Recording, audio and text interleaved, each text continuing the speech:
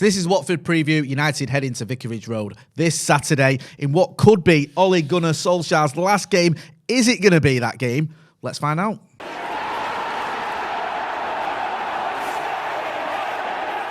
J-Mott here, Stretford, Paddock. That's Joe Smith. This is the Watford preview. United back in Premier League action, taking on Claudio Ranieri's men away from home. A big, big game. No understatement. This could be seminal. Yeah. There's a Claudio hanging over Manchester United at the moment. Nice. I like that. See what Shocking. you did there. Absolutely shocking. No, it's all right. We'll go with that. It's no secret that Ole Gunnar Solskjaer is under immeasurable pressure. Says who? Says I've not heard that. anyone with access to any form of communication. Yeah. It's not good at the moment, It's is it? not, is it? Following the losses to Liverpool and then obviously the loss to City. The win away at Spurs might have just given him a little bit of room for manoeuvre, but all that goodwill has sort of gone out the window with the loss to City. He needs a win. United need a win. How important, Joe, is it that United, playing a team that have struggled, that have sacked a manager already this season, that United get all 3 points going into this game? And a team that also haven't really had much of a sort of new manager bounce either. They had one game against Everton or something? Yeah, I like think that? they've won 1 in 5 since he got there. So Like, it's not terrible, and there was a good win against Everton, but it's not good. He's not coming. They're not won 3 of the first 5 since he's got there. It's massive for United, and I think the focus of the whole club being just on Solskjaer at the moment is almost taken away from the fact that regardless of who the manager is now, 2 weeks from now, 8 months from now at the end of the season, United need to start winning games, because otherwise, whoever it is, even if they get, if they come in 2 weeks from now or 2 months from now, they still might have a fight on their hands to get top 4, like we saw Ole do when Jose got sacked. If that's the point we get to, it's going to be difficult next year as well as this year. So, regardless of what you think of the manager, and it's time to go for Ole, we get all that, but we need to start winning games. And there doesn't really, other than maybe Newcastle at this point, there doesn't seem to be an easier game than Watford. And obviously, away game makes it a bit more difficult, but United have been so good on the road in the last sort of 18 months. It's almost the perfect game for United, and we have to start winning. We do have to start winning. You're right. I don't think there's any excuses left now. I think this is sort of a critical time, like what you've mentioned there. And you look at the fixtures we've got. The Watford one, that's the easy one, isn't it, over the next few games, because you've got Villarreal, you've got Chelsea, who are flying, of course. You've got Arsenal as well, who seem to have turned a corner under Arteta. They're looking... I know that's ruined your Premier League piece. Just a little small thing. We'll talk about this more on the Arsenal preview, obviously. It's only a very small corner they've turned. It is a small corner. The manager's been largely average, if not actively making us worse for 18 months. Now we've won 4 of our last 5. Oh, we've turned a corner. No, give me a break. It is. I think for start, there's several things. One, he was coming from such a low bar. Yeah, he said himself. He lost every game. And 2, there's that little thing as well, which sometimes helps when you've got a youngster doing well, as they've got with Smith Rowe, throwing Saka as well. So it gets the feel-good factor going, doesn't it, when you see these youngsters doing well. So, we will talk about Arsenal another time, not talking about them on the Watford preview. It's bad enough talking about them in the Arsenal hopefully preview. they'll have lost a couple of games by the time we play them. I think that's... Come right back around that corner. We hope so. And hopefully we'll have a better record against them, because our record against Arsenal under Ole isn't great. Let's focus on the game in hand, though. Yeah. Not the game in hand, but the game we've got. You know what I mean? Yeah. One player who may have a point to prove. I mean, to be fair, every Manchester United player should have a point to prove, because almost all of them have been pretty poor recently. But one player who could have something to prove is Jadon Sancho. Started off at Watford as a youngster. We spoke to one of his coaches not long ago. Hasn't really got going at Manchester United so far this season. Now, we've heard that he had a calf injury, I think. There was an illness as well. He's sort of getting to grips with the pace of the Premier League. I think that took him by surprise. But it hasn't been a glittering start to his career, whichever way you look at Manchester United so far. And this would feasibly be a good opportunity for him to show what he's made of in the Premier League. Yeah, I think it is. And he's one of those players that's, compared to a lot of other players, come out unscathed from the Leicester game, the City game, the Liverpool game, because he played so few minutes in those games. So he's not someone that, hopefully mentally will have taken as much of a hit as the lads who played. And certainly in terms of sort of fan perception and how much people are crying out for him to play, and how much, people are... If he makes one bad pass, they're not going to go, it's like the City game all over again. But, Fred... you might say that, or whoever it is, you might say that. Maguire, for obviously someone at the minute who, he doesn't get much of a leeway because of how poor he's been. But Sancho's escaped a lot of that. Yeah. And I think Ollie likes to play people against their former club. It's something he tends to do when he has the opportunity to. I wouldn't be surprised if Sancho started. I hope he does start. I think he will start. And again, this thing of his poor start has been over-egged. But again, it's almost like not playing. He's had a bit of the Donny van de Beek effect on him. Yeah. And I've said it before, I don't like the comparison between how they're both being treated, but it's that sort of absence makes the heart grow fonder type thing with Sancho, where he's not played, so therefore he's the right answer, which hopefully will give him a bit of a boost in that the fans, are crying out for him to play. There's no negative sort of imagery and words around him at the moment in social media. And I think he's a very good player, and he's someone that will be crucial this season. And we've not quite seen that from him yet, him making himself crucial, because he hasn't really performed the way we would have liked him to. But I don't think he's been poor. And I think, now Rashford's back, they've barely started together, those two. No. When Sancho was playing, Rashford was injured, and then Rashford comes back and Sancho gets dropped. So hopefully we'll be able to see Rashford and Sancho start against Watford, and I think it could be a big game for him.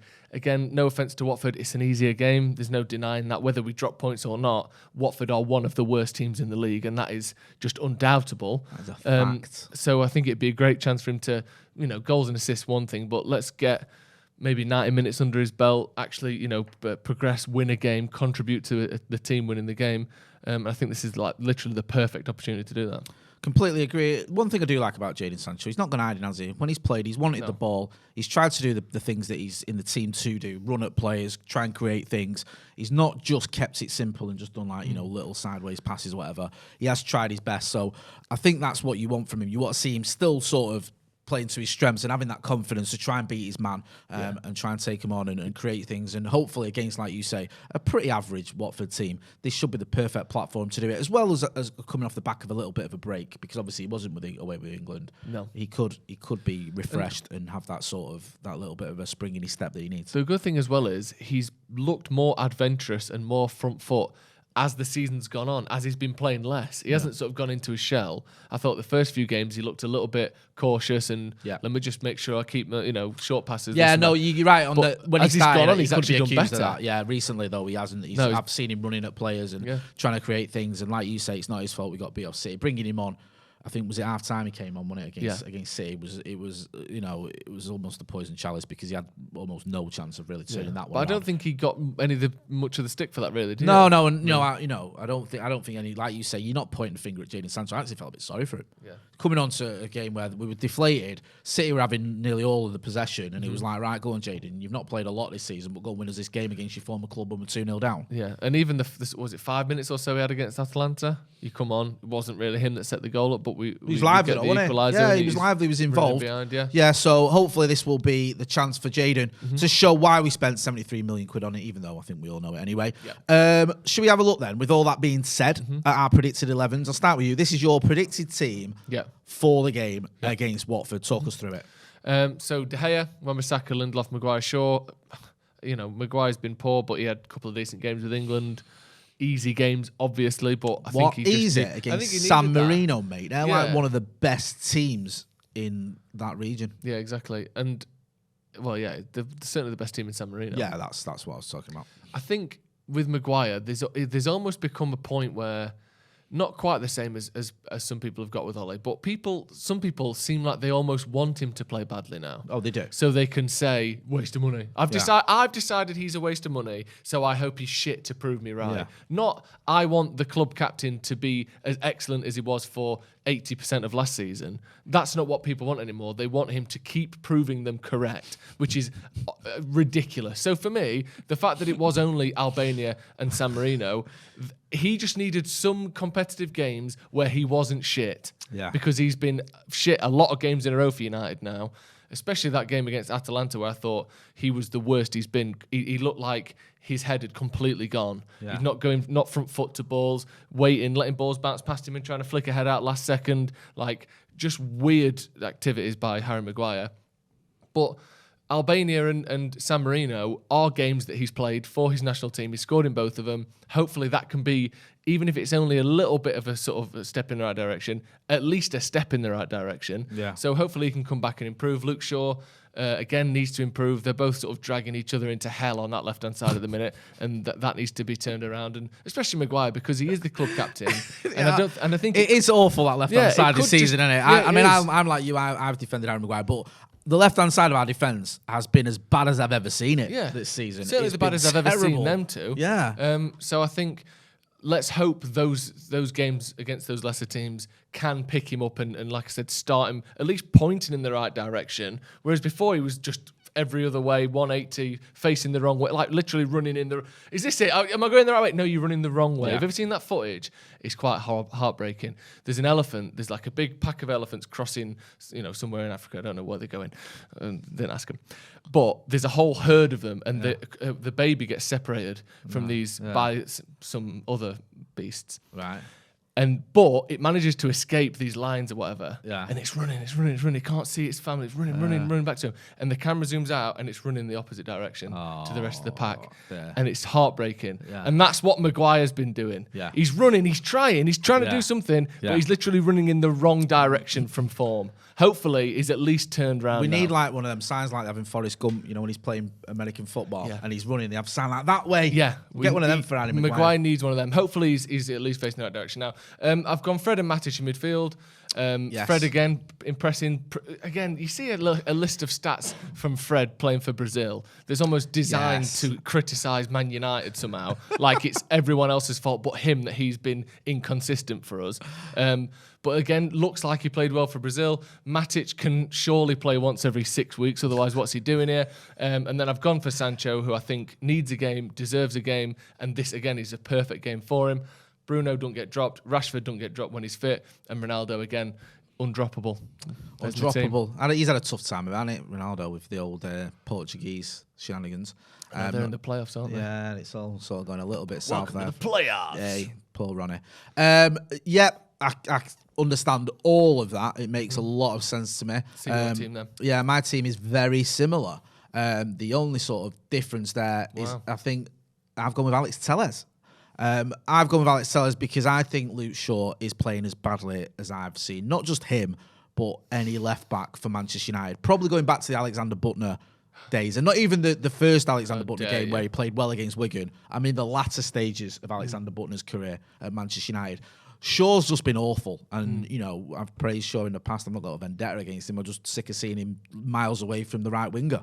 Yeah. So I think Telles has got to be brought in because I don't think you can afford to wait for both Maguire and Shaw to sort their heads out. That's the point. I just don't. Yeah. I think you've got it's one or the other, and I don't see Maguire getting dropped. And at least he's done something recently. I know Shaw wasn't available for England because of his concussion, but Maguire at least has got a little bit of something going on. He's got a couple of clean sheets against Minnows, got a couple of goals, got his confidence up.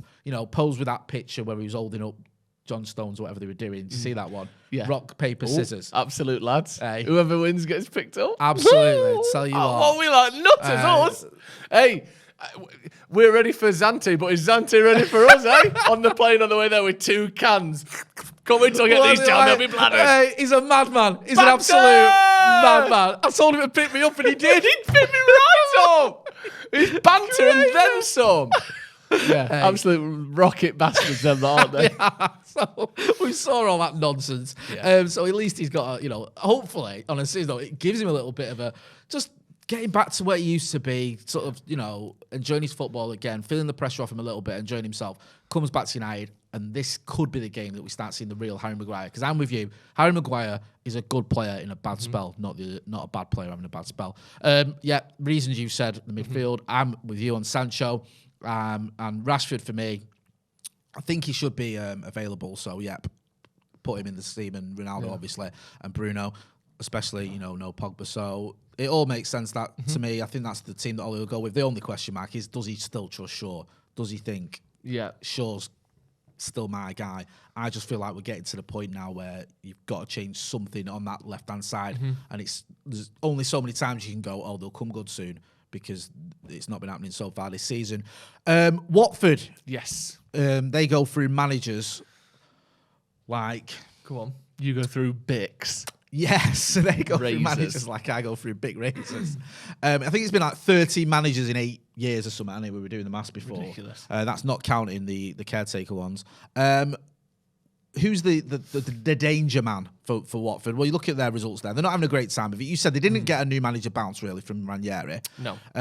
Ranieri, who's, he has won the Premier League, but I think me and you were having this discussion before, and he's arguably, no respect to him, but he's arguably the worst manager to win the Premier League. I think it's inarguable. Yeah. In terms of his career as a whole, he'd won 1 Italian Cup, Yep. 1 Spanish Cup, Yep. and then that's it before he won the Premier League. So he's a good manager with a bit of pedigree now, and obviously that astonishing campaign. The win, he did win the Premier League with the least likely winners, so give him credit for that. But there's you nothing. Get like there's no 2 guarantee. leagues worth of credit for that one. There's nothing like, it's not like with Ranieri you go, they're safe now. No. Now they've got him. That's them sorted. No. Do you know what I mean? It's still like, okay, he did win the league, but he still got sacked the next season. He's still like, there is he's a sort of well-travelled, good manager rather than an amazing one. Yeah. Who are the danger men or the danger man? Well, Ismail Assar's the one that sort of is the obvious one, who we know him a bit more. He's linked with United. You're a fan of his. Scored 2 goals against Scouse as well. Yeah, What do you want? exactly. That he sort of relatively high-profile goals, but he's got 4 goals all season and no assists. Emmanuel Dennis, on the other hand, 3 goals, 3 assists. Well, 4 goals and no assists is better than 3 goals and 3 assists because those 4 goals were mint. Right. Even though I've not and really those seen 3 any goals and 3 assists were shit. Yeah. He assisted himself, so it's only actually 3. No, obviously that's slightly higher production in terms of just in front of goal only. I think Sar's arguably been their best player this season. But he's a new transfer, Emmanuel Dennis. Kind of went under the radar. Coming from Club Bruges in the summer, apparently, because, and let me just read this. It kind of went under the radar because it's a transfer from Club Bruges to Watford. No, but the reason I say that is because fans. he's been relatively highly rated around Europe for the last few seasons. Let me just read this paragraph here from this article. The Nigerian internationals, that's him, 20 to 21 campaign was one to forget, has fallen out with his manager at Club Bruges and poor attitude towards his loan at FC Cologne reduced him to 23 appearances, scoring 2 goals and assisting 4 in all competitions. Apparently, he wanted to leave last summer. Right. They refused to let him go, and he kicked off. Right. Arsenal bid 50 million for him, which again isn't a big signing, but is less under the radar than Watford paying 4 million. Arsenal signing someone gets a bit of notice, doesn't it? Yeah, and he was one of those players that was kind of an up-and-coming player up until last year, where he basically threw his dummy out because he didn't want to go on loan and he wanted to leave. But obviously he's come to Watford, doing pretty well for them in a team that is 17th. Like we saw before, you can see on the screen, they're 1 win in their last 5. They're not doing particularly well. But they just... And I hate to say this because I said it before the Sheffield United game last season that we lost. They're pretty much the perfect team for United to play at the moment because... Yes, we could still drop points. We could still lose to them. I get all that. But if you want as good a chance of winning a game as you can have, it is Watford at the moment. And also, I quite perversely think being away from home might help. Yeah. I still think, and I said this about the Spurs game, there's that element of last time we were at Old Trafford, last 2 times we've been at Old Trafford, we've been battered by the Scousers and we've lost to City where we didn't turn up. Yeah. So, it's going to be one of those, if we don't score in the first 10 minutes, the crowd might get a bit touchy, we might get a bit frustrated ourselves. Whereas if you go away to Watford, they aren't great, are they? I mean, you mentioned there the kid who's come in and he's done well since he's come in, but what was it, 2 goals in his 23 games, whatever, last season. That's not exactly anything to shout home about. No. I was shocked. Was it Josh King who got an hat-trick against Everton? And you're like, where's that come from? Yeah. I think he played 17 games for Everton and didn't score a goal. And he goes and plays against them. It was a 5-2 that win against Everton, which in fairness is decent, but that's the only... And that looks like a bit of an outlier, doesn't it? Yeah. It's not something that like they've built on or it was coming. No. It's like Everton just fell apart, Watford stepped up, and since then they've just... They were slightly unlucky against Arsenal, I thought, but like you said, or like we said before, 1 win in 4 since the new manager's come in isn't really much of a bounce, is it? It isn't. So, with all that in mind, my friend, give me your score prediction. Gotta win. I'm hopeful of a clean sheet, although they can be dangerous. Sarr is a difficult one. I can just see him running past Fred. I think I saw a stat the other day that Fred is like the 2nd or 3rd most dribbled pass player in the Premier League this season. And I say it all the time in watch-alongs. He just steps in every time. Like, when someone's running towards him, he's never, like, shielding, half-turn, going backwards, sort of letting the space be filled and to let other players come back. He just steps in.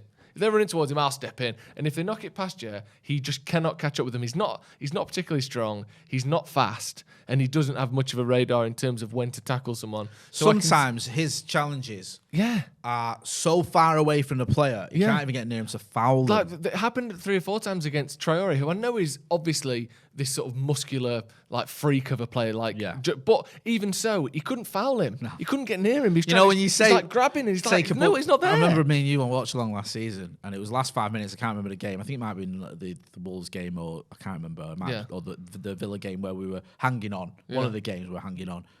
And we were supposed to the same thing, like, like when they're counter-attacking or they're attacking and it's like near the halfway line, just take the foul, take the booking. Like, it was the minute left and he was so far away.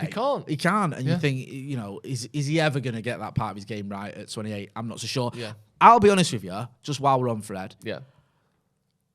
I've perversely been more impressed with him during his defeats than probably other players or than I have with him previously, because at least I've seen a bit of fight in him and I've seen him shouting at people, and I know that's like the lowest bar you can expect from a player, but he seems to care. At least when it kicks off with Ronaldo and Curtis Jones, he got involved. Yeah. At least when we were conceding, our 3rd and 4th goals against Liverpool, he was shouting at his teammates. So I haven't got a problem with Fred at the minute. It's like 90% of his teammates I've got the issue with. But hopefully they can turn it around. Yeah. So what was your score prediction? I can't quite see a clean sheet because of the reasons I mentioned. I still think Maguire's going to be shaky. Fred, you can't really rely on him.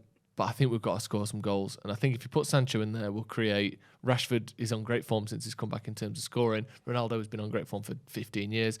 3-1 United. 3-1. I'll go with 4-0 United. I'm going to go out. I'm going to be ambitious. I think 3-1 is probably realistic, but I'll just go with, why not? If you'd have said 2-1, I'd have said 3-0. Yep. So I'll go with 4-0. I agree that I think Rashford has looked bright since he's come back. Ronnie will be chomping at a bit, especially like I said earlier, what's going on with Portugal. Yeah. And this is it, really, isn't it? You can make some sort of excuse for losing the way we did to Liverpool. Not the way we did to Liverpool. You can make some excuse for losing a game to Liverpool. Yeah. You can make an excuse for losing to the reigning champions, Manchester. You cannot excuse losing to a team that's 17th, that are in poor form. Yeah. And as you've pointed out, their best player is someone who scored 2 goals last season. Yeah. There's nowhere to hide if we don't win this one. Even a draw, I think, is a bit of a disaster. I agree. We will be at the ground as well. We'll be at the game, so make sure you're checking out the fan cams after the game. Also, we'll be here for a watch along. It's me, you, and a special guest from stateside, Donald Trump Jr. Yes, it's not Donald Trump Jr. Oh. It's even better than that. It's someone from the Great Big Apple. Great. As they call it. Yeah. The Great Big Apple that never sleeps. Yes, that's the one. The Great Big Apple that never sleeps. I'll give you a clue. His name's John Shin. Yeah. So he'll be with us on the watch along, which is amazing. I can't believe we're going to be in the same room. Have you ever met him before? No. Me neither. I've been like doing videos with John since 2013 or 14 or whatever. Never set eyes on him in real life. What would you do if he's 4'3"?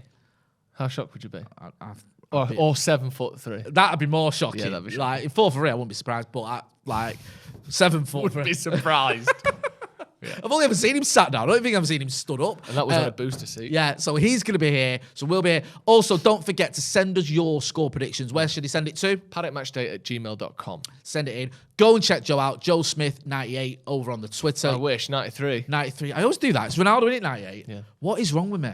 Why can't I get that right? You're mentally thick. I'm at uni, mate. Doing masters in that. That's true. Right. What are you, janitor?